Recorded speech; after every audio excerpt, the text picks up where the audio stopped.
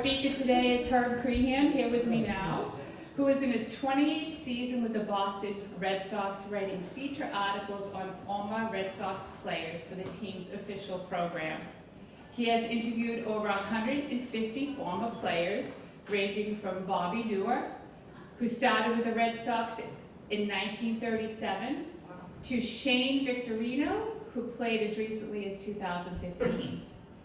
Herb has written 3 books on Red Sox history and contributed to 5 others. He speaks frequently to groups on Boston baseball history. Today, he will lead us down memory lane from the 1940s today with his presentation, What Was Williams Really Like? Welcome, Herb. I'm going to hand it over to you. Very nicely done, Diane. Well, this is a homecoming for me, and I'm really glad to look out and see so many familiar faces, and equally pleased to see some new faces, and hope I get to know you. One point I want to emphasize is that I'm a fan just like you. About 35 years ago, I decided I was going to write a book on the 1967 Red Sox, and looking back, I'm not sure why I thought I could, but look at us, aren't we going to have a great time? Jim Longborg was my dentist, that helped. My best friend Jim Ryan was a professional writer. That certainly helped. And I was actually the actuary on the Red Sox pension plan, so I knew they'd give me the pictures and you know, a little bit of help along the way. So the combination of that, and I wrote the book, and then moved on. For 25 years, I had a series in the Red Sox program, and it was entitled Native and Adopted Sons of Red Sox, New England's Nation. Since then, it's become the worldwide nation, apparently. How about that? Isn't that just terrific? Huh? Now, Ned Tebbets went to his first ball game in 1933? 1933. 1933. Can anybody top that? Anybody before 1933? How about in the 30s? Hey, anybody go before Ted Williams came to the Red Sox? That was 1939. Well, I guess I should also check to make sure you're all Red Sox fans. Raise your hand if you're a Red Sox fan.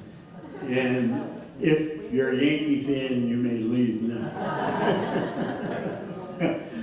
So I'm going to take you through 8 decades with 8 players who were kind of the highlight in that particular decade. And my objective is to tell you stories that you haven't read before and probably never will. When I do the interviews, and I've interviewed, as Diane said, over 150 former Red Sox players, you know, it takes place, 90% of the interview is tape recorded, and about 10% of the interview, they'll say, could you turn that off for a minute? And say, I don't want you to write this, but you really need this for background. And I always appreciate that. It's a big help, because sometimes there are things going on behind the scenes that impact, and we just don't know about it. You know, they'll say, the manager was a drunk. Well, you know, before Dick Williams in 1967, about half the time that was true. But obviously that has impact on how the team is run. So I want to try to focus on those. And I'm going to start with Ted Williams because nobody is more spectacular than number 9, Ted Williams. Look at that handsome guy. That's his rookie year, 1939. And one interesting thing, we mentioned Bobby Doerr. Bobby was his great friend. They had played together in the Pacific Coast League, along with Don DiMaggio and Johnny Pesky. All 4 of them knew one another before they ever got to Boston and with the Red Sox. And Bobby was as mild and dependable as Ted was mercurial and totally unpredictable. He was hell on wheels. I think that's a good description. He also was certainly one of the 5 best hitters in the history of baseball. He grew up in San Diego. His mother was known as the Angel of Tijuana. She was a high-level figure in the Salvation Army, and she would go from San Diego to Tijuana every night and try to save souls. And that left Ted all by himself. And Ted spent most of that time on the playground playing baseball, learning to hit. And even as a teenager, he would say, someday I'm going to walk down the street and people will say, there goes the best hitter in the history of baseball. And towards the end of his career, they said, did you do it? Did you achieve it? He said, nah, I think Ty Cobb was probably better, maybe Rogers Hine. He ticked off 4 or 5, all-time greats. He said, but I was the best, oldest hitter in history. And because in 1938, he hit .388, which I think most of you know is quite extraordinary. And then at age 39, he won the American League batting title, the oldest by far, and nobody has even come close since then. So he said, I'm pretty proud of that. And Ted played in a park that is difficult to hit home runs. But his first year, we hit 29 home runs, and the Red Sox built the bullpens so it'd be easier for Ted to hit a home run. And they reconfigured the ballpark, and it's not a loss to history, but that whole area around Pesky Pole was known as Williamsburg because it was created for Ted. And over the years, he hit 521 home runs, and his teammates loved him. He was certainly one of the more interesting players in the history of the game. You never knew what he was going to do. Now, off the record, a couple of them said to me, when we'd have a 7-game winning streak going, 9 out of 10, and we really started to feel good about ourselves, Ted might get into a roaring fight with one of the newspaper men. He always had a problem with newspapers. And they said, it was so violent, it was so extreme that the air would go out of our balloon. And that's about that. Oh, and they also said he waited for a strike no matter the situation, so that the runner at third and the long fly ball is going to bring him in, and the ball comes into Ted, and it would easily be driven to the bullpens, and Ted wouldn't swing at it if it was a ball. So there are a couple of, nobody would ever be quoted criticizing Ted Williams. That's like criticizing Santa Claus. I don't think, and the value of their autograph would definitely decrease. Now, Ted served in World War II, 1943, 4 and 5. Most of the major leaguers did, unless they had an exemption for an injury or something of that like. So they were almost all gone for 3 years. And the Marines said, would you stay in the Corps and the reserves? It'll really help us recruit if we're able to say, Ted Williams is still a Marine. Well, he was still a Marine. The Korean conflict started. There was a dearth of people who knew how to fly the fighter jets. Ted happened to be one of them, and they came calling. So he played 6 games at the beginning of 1952, missed the whole rest of the season. Then he came back in August of 1953, and it took him a while to get in shape, so for all intents and purposes, he really missed 2 seasons. Yeah, so without 5 seasons, he still managed to hit the 521 home runs that we just talked about. Another interesting thing, he could be the nicest person on the face of the earth if it was a little kid. And he could be the most awful person on the face of the earth.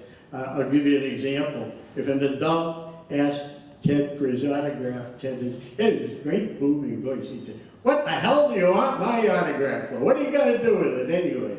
And then if the fellow said, "Well, I promised my grandson I'd get your autograph." "Well, why didn't you tell me that in the first place? If you told me that in the first place, I would have dedicated it to him, and we never would have gotten into it." But he just hated adults too. And another interesting fact is, Ted was of Mexican descent, and he never, ever hinted at that in his entire life. And, if you grew up in San Diego in the 30s, you didn't say, oh, by the way, I'm Mexican.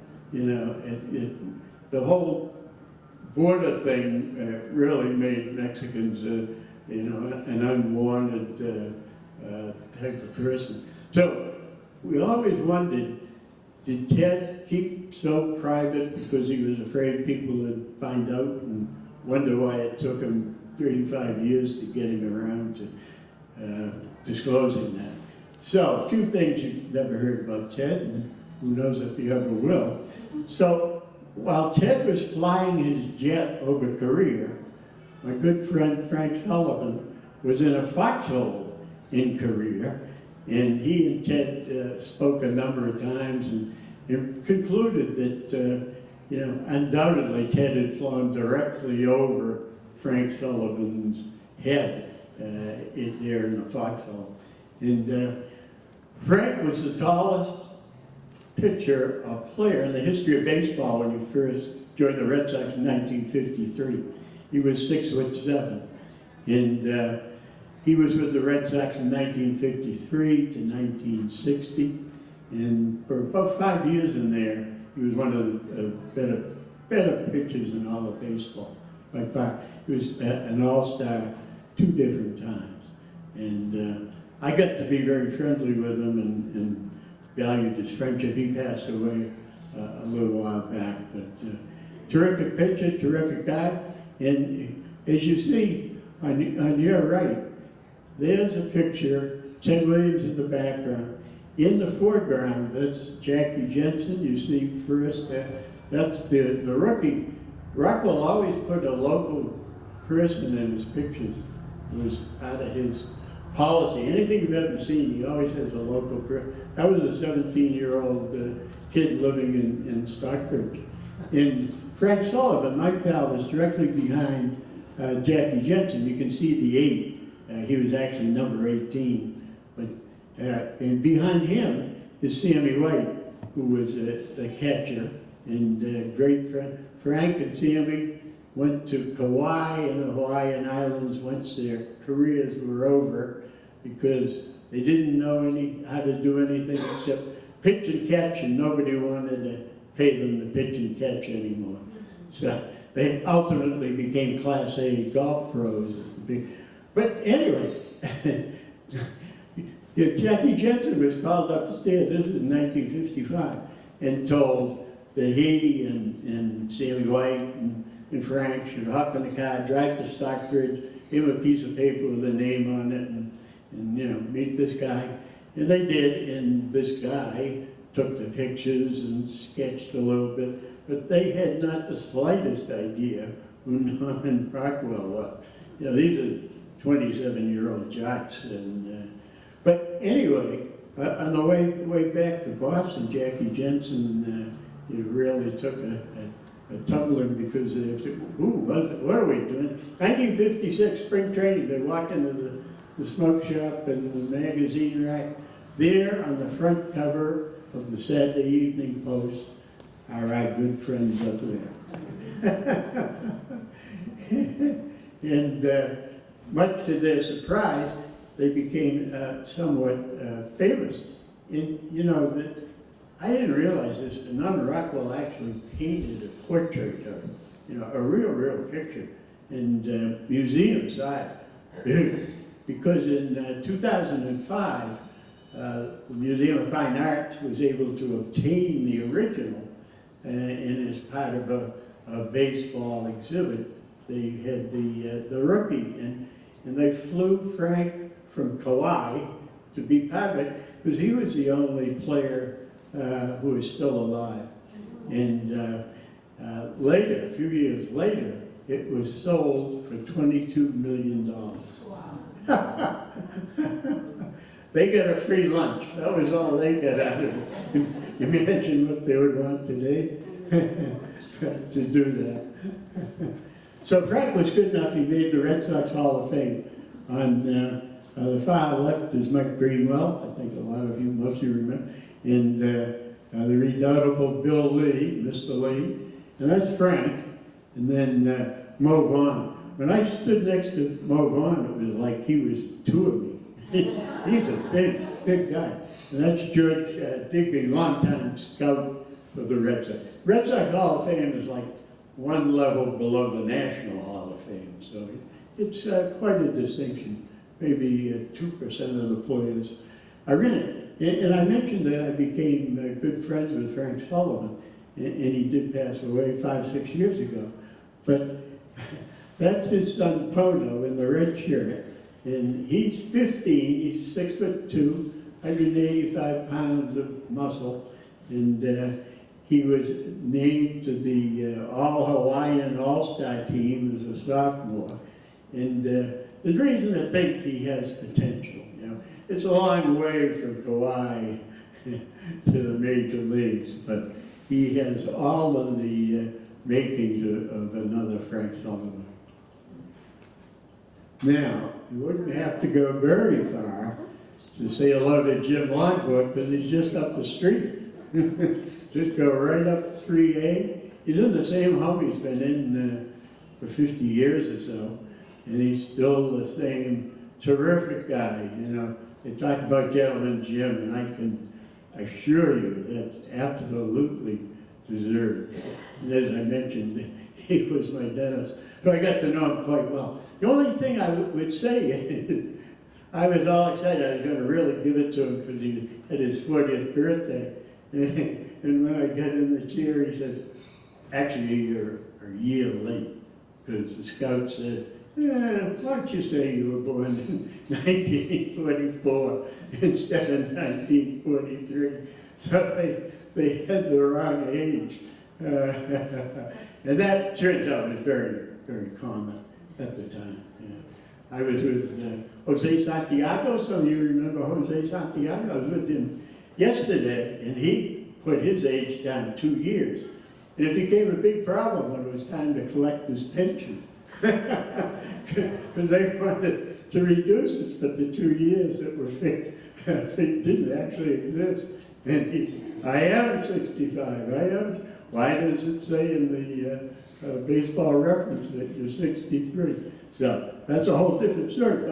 But Jim came up with the Red Sox in 1965, 65, 66. The Red Sox were about as bad a team as you can possibly be. They finished 9th in 1966. You can't even do that anymore. It's impossible. And so when they went to spring training the following year, nobody expected anything from them. You know, hoped a little bit for some improvement, but there were no expectations. In fact, the Las Vegas put them at 100-1 as possibly winning, getting to the World Series, winning the American League pennant. And I wish I had taken them up on that. Yeah? But you know, everything just came together for them in the year 1967. Jim was a very big part of it. He won the Cy Young Award, which is the highest award that you can win as the best pitcher in the American League. Ty Yastrzemski had an extraordinary year. And when I interview old-timers, baseball lifers like Don Zimmer, Ralph Howe, people like that, I always say, did you ever see anybody have a better year than Yaz in 1967? And they always say the same thing, not when every game meant something. He was just incredible. And, you know, I think his biggest problem was everybody expected him to repeat that. As it turns out, nobody else does. You know, he was burdened by this sort of thing because when he joined the Red Sox, everybody wanted to compare him to Ted Williams. Well, the same thing, there sure isn't gonna, I don't think there'll ever be another Ted Williams. So, poor cop, but his Jimmy's just won the last game of the season in 1967, and they have clinched at least a tie for the pennant. They went into the locker room, and when the Tigers later lost, second game of doubleheader, they became the American League pennant winners, having overcome 100-1 odds. Now, his teammates picked him up on their shoulders. Meanwhile, 5,000 people were coming out of the stands. And so all of his teammates got out of there as fast as they could. In fact, he has told me he walked underneath. He went from left field and underneath the ballpark. He said the whole way to the clubhouse, I never saw anybody. He said, we certainly would have been quite surprised to run into college. Huh? So the crowd, Jim told me, they lifted him up and they carried him around. And he realized his teammates are all gone. And they're getting closer and closer to the pesky pole. And he said, I actually got a little nervous, but a couple of Boston's finest came to his rescue. And he ended up with the game ball. And he told me pretty much everybody had left the ballpark. He hung around for a long, long time. And he went upstairs in Tom Yockey's office and said, anybody who deserves this ball, it's you, Mr. Yockey. So contrast with, in other years, players are trying to grab the ball and sell it. Jim gave it away, and that's classic Jim along for it. And he stayed in the area, as I said, the whole time. He's originally from California, San Luis Obispo, but he has stayed here, and he and his lovely wife, Rosemary, live in Situate, right across, pretty much up the street from the police department. And he's been very good as far as charity, and particularly the Jimmy Fund. And I do want to just say a word about the Jimmy Fund. Over the years, the Red Sox players, and for that matter, Tom Yockey and all of management, have been the #1 benefactor and driving force for the Jimmy Fund. This is 75th anniversary. So they've been at it and stuck with it for a long time. First 5 years, actually, the Boston Braves had started this. I bet you remember that, Ned. Yes. You remember it? Boston Braves started it in 1948. It was really a Jimmy. And of course, years later, they found Jimmy and identified him. And he had survived well into his 50s. And when the Braves moved to Milwaukee, they went to spring training in 1953 as the Boston Braves, and they ended spring training as the Milwaukee Braves. So when they moved to Milwaukee, the owner, Lou Perini, went to Tom Yockey and said, you got to take this over because we're not going to be able to propel it from Milwaukee. Yockey took it over, and over the years, he gave more money to the Jimmy Fund than anybody else. And Ted Williams made more appearances on behalf of the Jimmy Fund. As I said, Ted was full of contradictions, and he could be the most generous person in the world. Well, another Ted thing, because you can't know too much about Ted Williams. Turned out he was one of the greatest, perhaps the greatest hitter of all time, maybe the greatest fisherman of all time, and that was acknowledged by people who knew what they were talking about. And also, he was a world champion cursor. He could not complete a sentence without a swear word. So I guess we all do have deficiencies. He certainly did. So this, Jim, the point I started out is he's been very generous with his time, local charities, and this is actually a game that takes place in Cambridge every year. Buckley, the baseball writer for the Herald, stages a game, and Jim put on his old uniform, got in his 1956 Chevrolet convertible, and drove from Situate to Cambridge and actually pitched an inning. And to the writer's book I've written about the Red Sox, most of those guys are about my age, and Jim introduced me to Mike Andrews, who was the head of the Jimmy Fund, and Mike introduced me to Rico Petroselli, and Rico on to Gary Bell. So I really have gotten to know those guys. And a very, very special group. And I was with a couple of them yesterday, and it's always a good time. So I'm very grateful that I've been able to do this sort of stuff. So that'll move us up into the 70s, and the redoubtable Mr. Lee. very quotable. On the far side towards me, that's his rookie picture. He certainly looked a lot different then. And when he pitched his first great game, it just happened to be the same day we had a man on the moon for the first time. And when the writers wanted to interview him about his first great victory, all he wanted to talk about was the space and the moon. And one of his teammates said, "Looks like we have our own spaceman." And to this day, he's spaceman.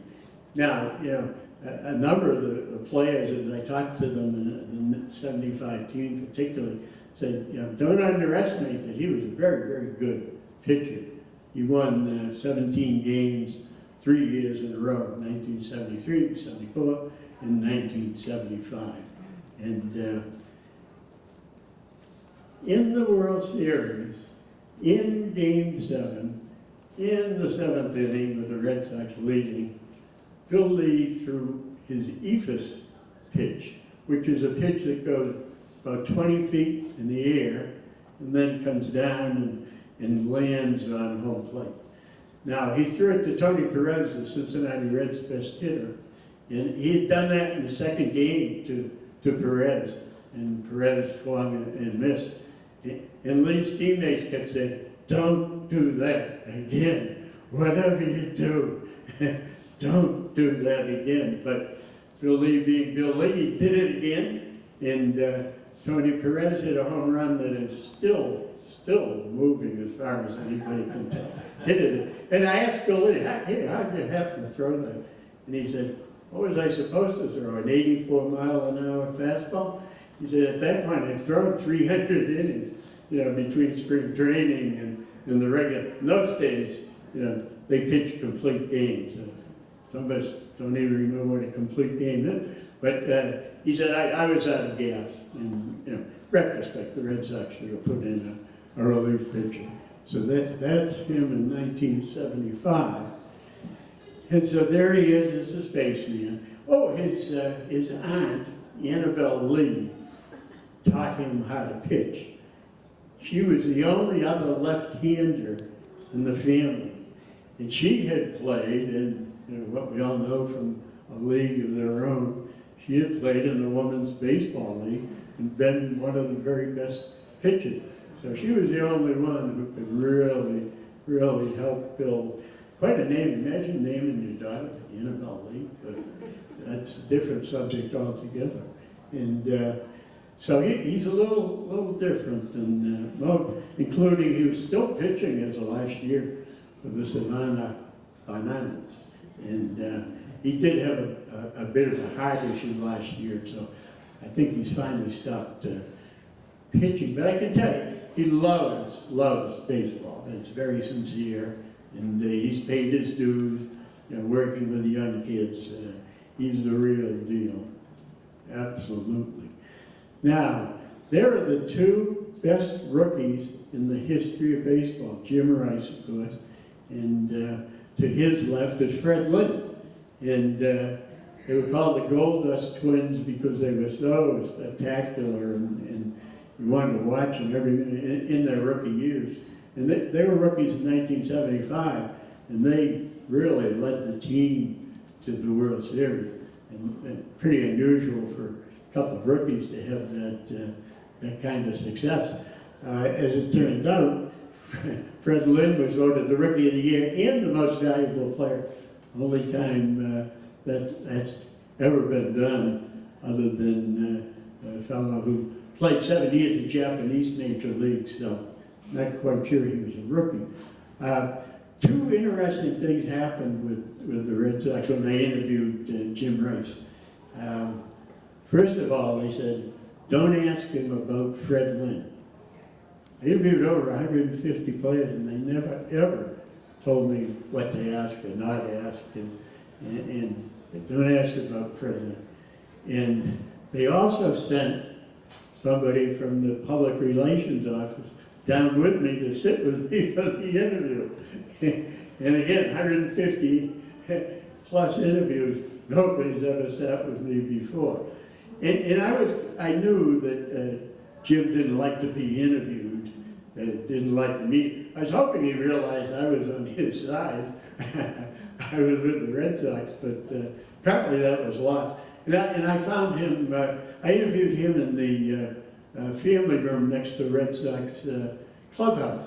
And I get to go to places like that now and again, not all that frequent. I was on the field for batting practice earlier this year. But, so I'm just a fan, and it's always a thrill. So I interviewed him in the family room next to the clubhouse. And I finally got him to go. I mean, I said, he led the league in triples, and he was not a very fast runner. I said, how'd you do that? He said, to hit a triple, the very first step you take in the batter's box, you have to be thinking triple. He said, you can't run halfway to first and say, oh, I think I'll turn up the speed. And I thought that was a pretty good explanation. But anyway, when the interview was over, the nice young man who'd accompanied me, he said, he really liked you. That was the best interview I ever heard him give. I said, what are the bad ones like? But then I interviewed him again. Actually, you know, he was voted into the Hall of Fame ultimately, and I interviewed him in his last year of eligibility, and he had mellowed, and you know, to be perfectly candid, as a non-professional, you know, I interviewed him the first time, probably the 10th player I ever interviewed. 15 years later, I was much more confident myself. So Jim and I were doing better. and I, you know, I said before, the two best rookies in the history of Major League Baseball. And I interviewed Ken Hawk Harrelson earlier this year. A lot of you remember Hawk Harrelson? Yeah? Right. And I said, Ken, you know, there's no question that Rice and Lynn are the two best rookies ever. Who was second? And he thought, well, he was thinking, I was thinking. And for the life of him, and everybody I'd asked him since, nobody else is able to come up with the answer. What pair of rookies were the very best, almost as good as Rice and Lynn? So that's pretty interesting. And we see Jim on Nesson on a regular basis. He does most of the post-game show. And you know, he's gotten more comfortable with himself over the years and does a nice job. He certainly knows the game. And that's, now, if any of us had gotten a chance to play in the big leagues, I was pretty sure I was gonna, but it didn't work out that well. But if any of us, we would have tried so hard, we would have played so hard, we would have looked like Trot Nixon. He's a everyman, that's the way I think of him.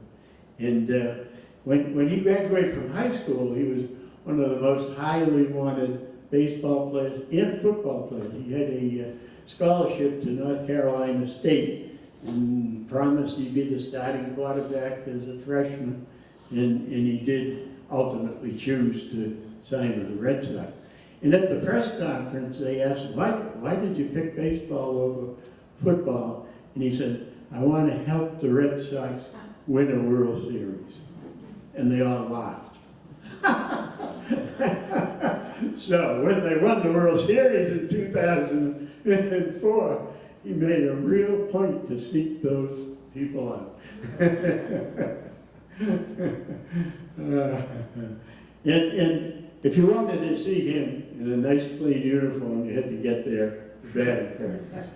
As soon as the game started, whatever it took.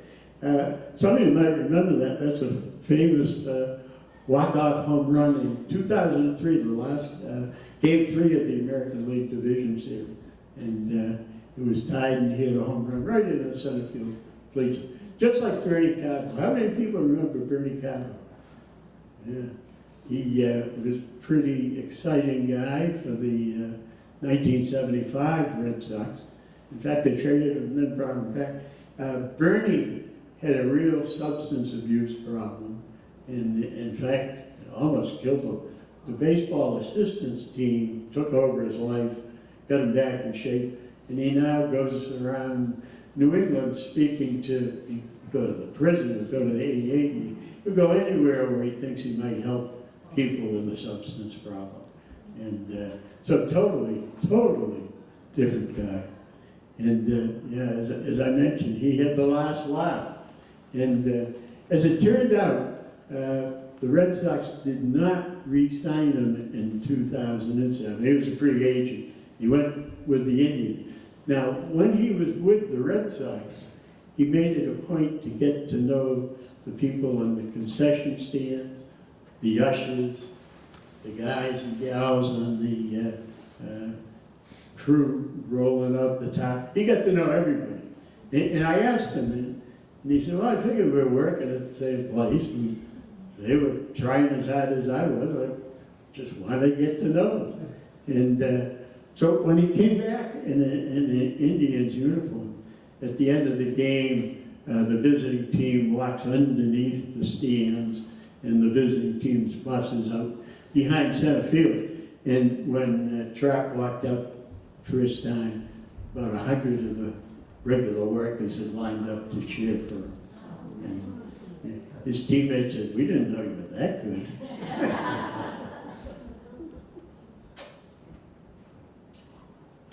Jason Varitek was kind of the irony. I interviewed him at spring training. You know, some of the places I've interviewed, people have been very interested. As time went on, I had to do more and more by telephone. They weren't going to send me to Oregon or, you know, Arizona. But still, I interviewed Jason down in Fort Myers at spring training. And I probably about 5 or 6 of the interviews I've done have been down there. And again, as a regular fan, it's fun to be behind the scenes. In fact, I interviewed Johnny Pesky on Patriots Day, not Patriots Day, St. Patrick's Day. St. Patrick's Day in 1999 in the Red Sox dugout. And I was the only rightist, you know, everybody else was thrown out, but because I was in the Red Sox.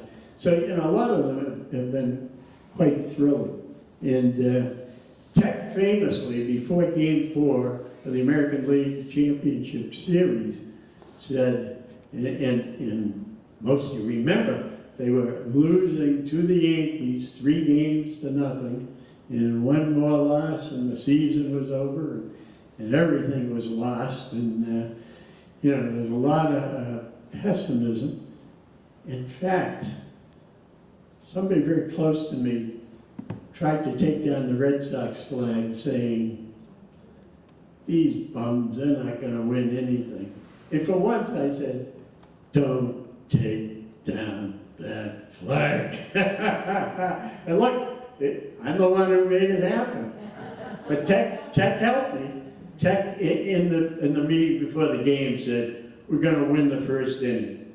We're going to go out there and we're going to hold the Yankees scoreless, and we're going to score at least 1 run. And then we're going to win the second inning. And the point, which is well taken, was the mountain was too big to climb, but they could take one step at a time. And everybody listened to him. He had the respect of everybody, ultimately became the captain, which is an honor not given often by the Red Sox. And he was an all-star many times. And you probably see him, he's in the dugout these days. He's a coach. He actually draws up the game plan. You might notice Cora talking to him, and Tech has his clipboard, and they're going over the game plan and what has changed. And I must say, spending 45 minutes talking to him one-on-one, I was very impressed with how bright he is and how well he knows the game and cares about the game. And you know, it's always interesting when I talk to somebody who comes up with a totally different perspective. You know, there's the game inside the game, the game inside the game inside, and so on. And somebody like Tech is about 4 levels down. And so there's a pretty good chance he may, in fact, become a major league manager. Well, Johnny Gomes, I sometimes think, is the smartest man I ever met in my life. Sometimes I don't think he's the smartest man I ever met in my life. He's an American original. You see him there. 2013, they all decided to grow beards, and the bearded brothers banding together. The big story about 2013 was that on Patriots Day, you know, they had a walk-off victory at 2:11, and they're getting on the bus to go to the airport to fly to Cleveland. 2:49, 2 bombs went off at the finish line, and 3 people killed immediately, and 280 hospitalized, and they were in a situation where a number of their wives had said, well, you know, the game's over, we're going to walk to the finish line. And of course you couldn't, the cell phones were all shut down. And so they flew to Cleveland not knowing, you know. And as it turned out, they said, okay, let's all go have dinner together. And they decided, all 25, that they were going to do everything they could to help the victims, to recognize the public. It was a moment that well, Joe Castiglione has been broadcasting professional sports for 40 years. And he told me, you know, in 40 years, I've never seen a professional team, bond with the community the way the 2013 Red Sox. And the woman who coordinated their appearances and so on told me the next day she was walking across the Boston Common, and of course we all had to kind of change our habits till we figured out what in the world went on. And the phone rang. It was Dustin Pedroia calling from Cleveland to say, as soon as we get back, we want to go to the hospitals, we want to comfort the victims, you know, thanks to the caregiver. As soon as you can, only one condition, no publicity. and he said, you know, this is very sincere on our part, and we think publicity will detract from its value to the people we're talking to. If they know it's real personal, one-on-one, it's going to have much, much more impact than if it looks like a publicity stunt. So as a result, not many people realized how much they had done. And that went on all season. Before just about every Red Sox game, they honored somebody, whether it was a policeman or a nurse or EMT or just a bystander. And the players, I'm writing a book in 2013 with Good Needs. Some of you know Good Needs from the Globe and Nesson. So we've interviewed about 20 players and a lot of the management.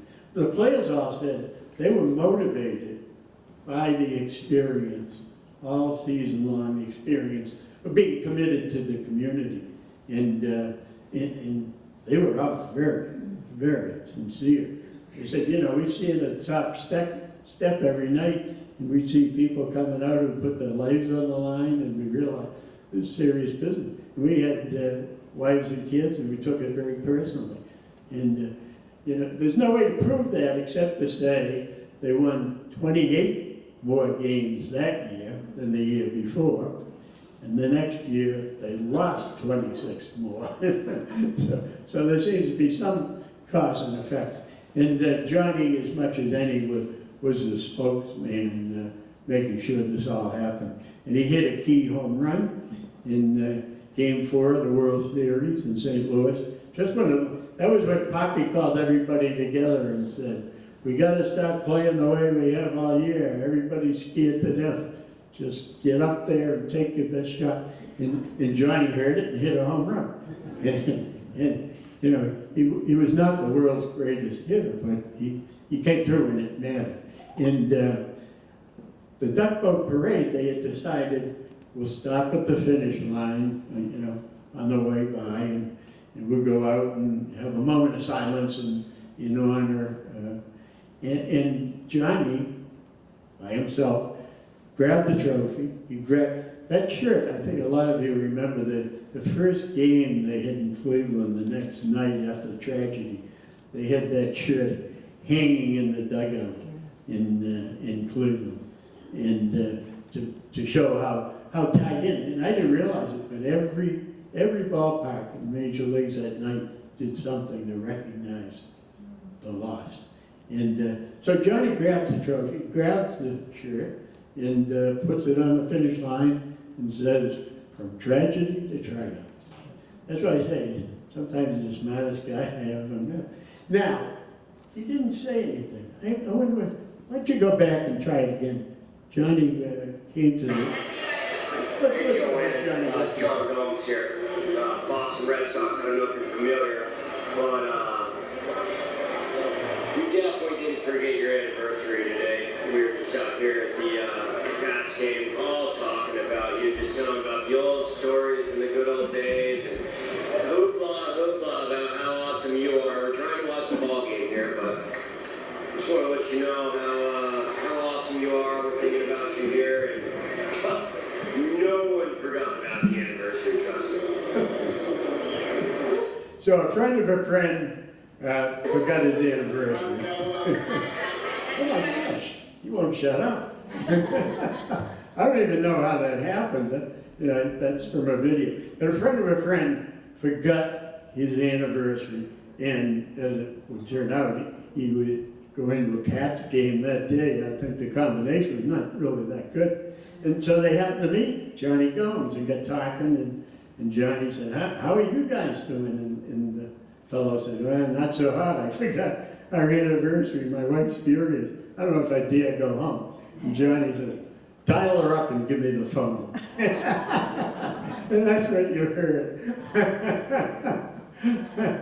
And his wife said, this is the best anniversary I ever had. So that's what I mean. He's a very, very interesting guy. And I've been running on and on and on. I think it's time to see what questions you might have. I'd love to hear any questions. Except how are they going to do this year? I don't know. They didn't do anything to help themselves. And they sent me a check, so I shouldn't. I'll stop right there. They didn't make any trades, how's it? What? Maybe I'll ask myself some questions. Say, Herb, what was your favorite year? Absolutely 1967, without question. In fact, they didn't do anything to acknowledge the 55th anniversary of the 1967. And I thought at least they could put something up on the message board. So I wrote an email to the president of the Red Sox, Sam Kennedy, and said, you need to remember this team built the foundation of Red Sox Nation. No 67 Red Sox, no Red Sox Nation. And to his credit, he wrote back and said, you're right. So, I give him credit. Did you ever interview Zimmer? I'm sorry? Did you ever interview Oh, Don Zimmer, yeah, the Don Zimmer interview was very interesting because I interviewed him in the Yankees dugout down at spring training. And this was in 2003 when things were, at their bitterest height. And I thought, oh my God, a Red Sox person walking into the Yankee clubhouse and the dugout. They don't think that way at all. In fact, I got lost trying to find the Yankee clubhouse. And this nice man came over, he said, you look lost. I said, I can't find the clubhouse. He said, oh, I go in there, come along with me. And we walked the line for about 2 minutes, and all of a sudden I realized it was Reggie Jackson. A Hall of Famer, no less. And I did not immediately pick up on that. And then I went in the clubhouse, and Bernie Williams almost ran me over. And he was very apologetic, and everybody said, hey. And so there we are in the dugout, Zimmer and I. I'm really concentrating. He was a very good interview. He's a great singer. And I can see out of the corner of my eye, there's a Yankee player who's come along, and he kind of whacked Zimmer behind the head. And I look up, and who was it? But Derek Jeter, who said, how you doing? I said, good, Derek, how you doing? So the whole experience was totally different than I expected. And he was a wonderful interview. He said, I meet people from Boston all the time, and they always say, we loved you, Don. We wish that you were still there managing. And I asked him, did you ever boo me? Oh, no. No. He said, I've now talked to 10,000 people and not a single one of them admits that they booed me. he was a very interesting guy and a good guy. Yeah, he really was. And that was a fun experience. Yeah. What's up with Poppy? What's up with Poppy? What about him? What can you tell us? Well, let's see. Yeah, all right, we'll leave it at that. Poppy was quite a character. He's in the Hall of Fame and well-deserved. Well, everybody remember in the 2013 World Series, he hit the home run and the policeman put his hands up. Yeah. I did get to talk to Poppy, and he said earlier in the season, like in May, that pitcher had gotten him out with a slider, and he filed it away in his memory. And when he came to bat, the bases were loaded at the time. They were behind by 4 runs. And he said, when I get to bat, I'm looking slider. First pitch, slider. So long. So, you know, he was a natural, and he worked hard, but, you know, he also, you know, smart guy. Yeah, not much of a fielder. 48. Question is, do I know anything about the 1948 playoff game? And actually, I know, yeah, I do. I interviewed, I interviewed and got to know very well Bobby Doerr and Johnny Pesky, you know, and I really felt, Don DiMaggio, very fortunate. And so I asked them about them. In 1948, the Red Sox and the Cleveland Indians tied for first place in the American League. And as it turns out, the Braves had won the National League pennant. And had the Red Sox won in the one-game playoff following the regular season, it would have been a Subway Series, the only time ever. And so that's how close they came. Actually, you could walk pretty comfortably. I think a lot of you remember where old Braves. So anyway, according to legend, Mel Parnell was supposed to pitch, and Bertie Tevitz, who was a catcher, said that he went around the clubhouse and asked all the pitchers who wants to pitch, and nobody wanted the ball. Well, that's Bertie's story. I asked Bobby Doerr, I said, we never knew where Bertie came up with that, and why it simply wasn't true. But more importantly, I interviewed Mel Parnell, and he said the night before, he and his parents had gone out, he went to bed, it was his turn, he knew he was going to pitch. And when he got in, the ball was in his locker. That's, you know, the formality of, you know, letting you know you really are going to start. And he said that Joe McCarthy, who was the manager at the time, came over and said, sorry, kid, this is no day to pitch a left-hander. And McCarthy was always playing hunches. And he looked at the wind and he thought, you know, back in the day, people thought you couldn't pitch a left-hander in Fenway Park. And, you know, Mel Parnell won 123 games. Bill Lee won almost 100, so that wasn't true. But anyway, McCarthy put in the worst, well, not the worst, but one of the more mediocre pitches. He got shelled and they lost 8-3. And, you know, till the end, Bobby Doerr and Johnny Pesky and Don DiMaggio, all of them thought that, you know, Bertie was just making it up so he could make himself to be a big deal, I suppose. Yeah. So that's the story, and I'm sticking to it. Won 25 games in 1948. Yeah, everybody hear that? Mel Parnell won 25 games in 1948. So he was the obvious guy, and in the number of days of rest, he was the guy scheduled anyway. And he pitched a no-hitter. You remember the no-hitter? Yes. Yeah, towards the end. And when the last ball, in fact, it was Walt Dropo. Anybody remember? You remember Walt Dropo. He had played for the Red Sox and been traded. And he was the last hitter. And he hit the ball right back to Mel Parnell. And Mel grabbed the ball, ran over to first base, and tagged the bag himself. And the first baseman said, why didn't you throw the ball to me? He said, I was afraid I couldn't throw. There was so much tension associated with Yeah, it's gonna happen, it's for real. You know, and some of the greatest pitchers of all time never threw a no-hitter. Yeah, 25, that's quite a, you know, Pedro Martinez. I saw Roger Clemens go into the 8th inning one game and, you know, close calls, but, you know, it's really kind of an odd thing to have. In a perfect game is even odder, and that only happens about, perfect game is when you retire every hitter, 27 in a row, up and down, up and down. And that's so rare, it only happens about every 5 years. But you know, the fact is, if the pitcher throws a perfect pitch on every pitch, they're unhittable. You can't hit those pitches. And the ball players will all tell you, they hit the pitcher's mistake. Yeah? The pitcher's trying to keep it down and low, and it comes up and gets too much to the plate. And now, you have to be a very good hitter to recognize. You know, you have a half second from the point they release the ball to swing. I don't know how they do it. And in that half second, you got to decide, well, first, is it going to be a strike? Is it a curveball? Is it a splitter? Is it a fastball? A changeup? So that's pretty quick. Now, I'm told, and I hate to say this now, I might cry, Mookie Betts could do a Rubik Cube in 30 seconds or something. You know, the hit is all eye hand.